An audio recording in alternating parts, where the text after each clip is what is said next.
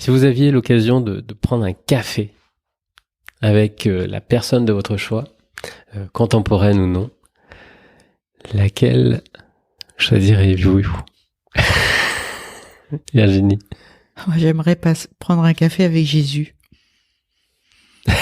J'aimerais prendre un café avec Jésus. J'aimerais... Ah, ça m'émeut.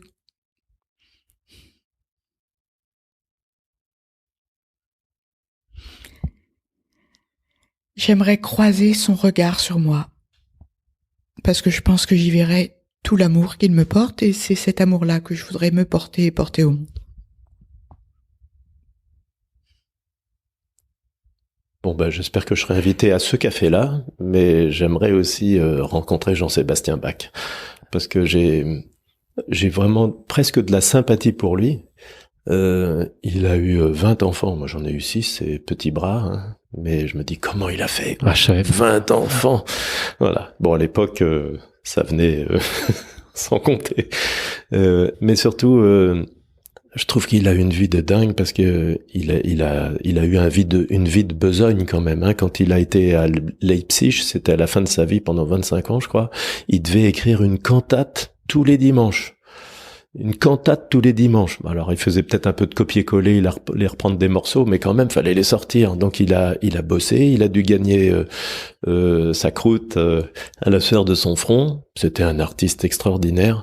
Et j'aimerais qu'il me raconte sa vie, comment il vivait ça.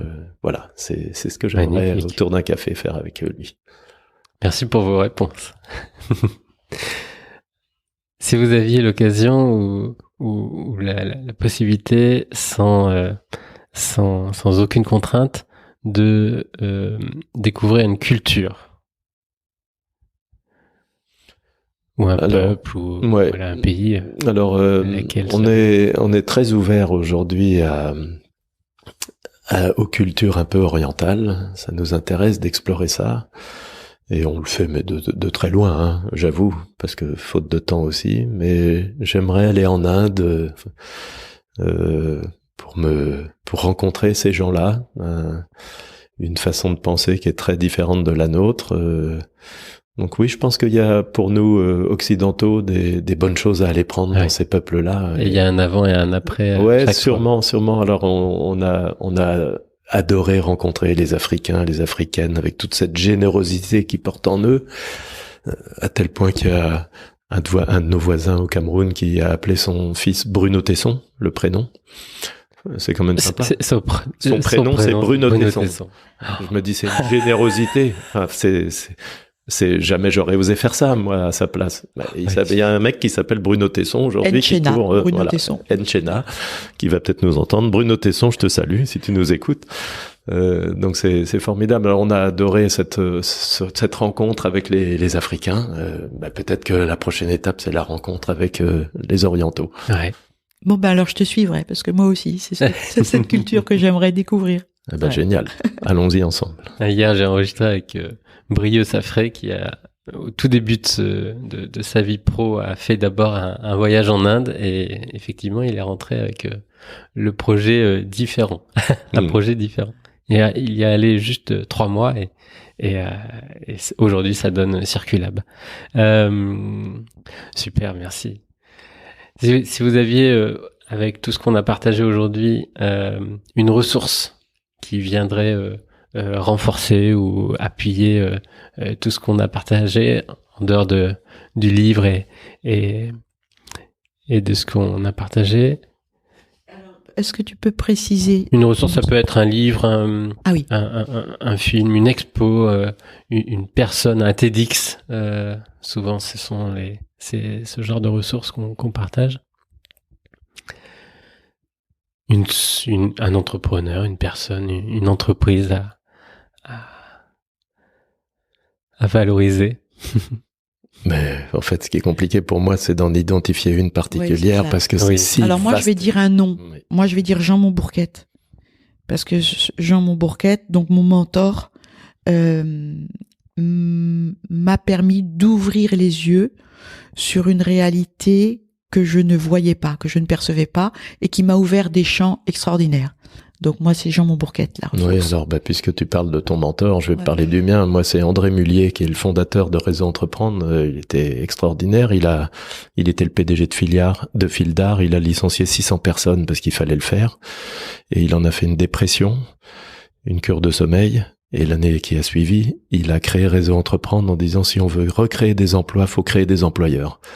Donc, il a inventé la RSE, enfin, il a fait de la RSE en 1986 alors qu'on connaissait pas le nom. Mais c'était le sens de la responsabilité du dirigeant, non seulement vis-à-vis de son entreprise, mais vis-à-vis de la société tout entière.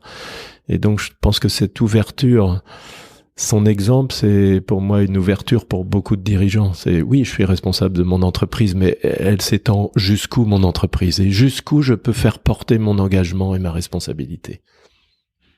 Quasiment pas de limite. Il n'y a pas de limite. Merci beaucoup. Si vous aviez un bouton, allez, je pense un bouton pour vous deux, nos limites, vraiment le rêve le plus fou, c'est comme si c'était un petit génie. Qu'est-ce qu'il actionnerait ici tout de suite? Je voudrais mettre de la paix dans le cœur des hommes. Voilà.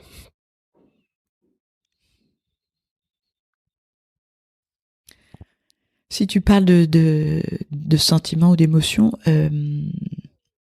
moi, ce serait de la joie. Parce que j'ai longtemps pensé que ce qui comptait dans la vie, ce qui pouvait être un but dans la vie, c'était le bonheur. Et en fait, plus j'avance, plus je me dis, et si c'était la joie? Et je pense que la joie, c'est accessible de façon rapide, proche, à condition d'être ouvert à capter tous les micro-signaux qui vont dans un sens qui nous fait du bien. Et je pense que c'est une décision. Voilà, c'est de capter tout ce qui peut être positif et qui nous fait du bien. Donc moi, si j'avais un bouton, j'actionnerais l'accès à la joie, l'ouverture à la joie. Génial. Moi, ces rencontres et ces discussions me donnent beaucoup de joie et me nourrissent vraiment pour longtemps après. Donc, et en plus, j'ai de la chance d'en enregistrer toutes les semaines. Donc, c'est mon moteur de joie. Merci beaucoup à vous deux. Merci Gaël. Merci beaucoup. Merci. On a l'habitude de clôturer chaque épisode, surtout quand il y a une famille et des enfants derrière. Pour nous, chaque épisode, c'est comme un héritage, laisser une trace. Et donc, on vous autorise, on vous donne la parole, la possibilité de dire un petit mot à vos enfants, vos petits-enfants. Ça c'est merveilleux. Moi, je voudrais dire à mes enfants et à mes petits-enfants que j'ai un rêve pour eux, c'est qu'ils accèdent à découvrir la merveille qu'ils sont et que ils s'engagent à fond sur leur chemin de vie et que quoi qu'ils décideront, je les aimerai. Ça va un peu ressembler, mais pas tout à fait dit de la même façon. Je veux leur dire que je veux les aimer de façon inconditionnelle. Et ça veut dire que si un jour ils font la plus grosse des conneries, ils pourront venir et on parlera. On transmettra. Merci beaucoup. Merci beaucoup à vous deux. Merci Gaël. J'invite donc tout le monde à aller voir toutes les notes de l'épisode, l'article, et d'en apprendre un peu plus sur le campus des dirigeants, le livre qui est très facile d'accès et qui apporte déjà beaucoup de ressources. Merci beaucoup.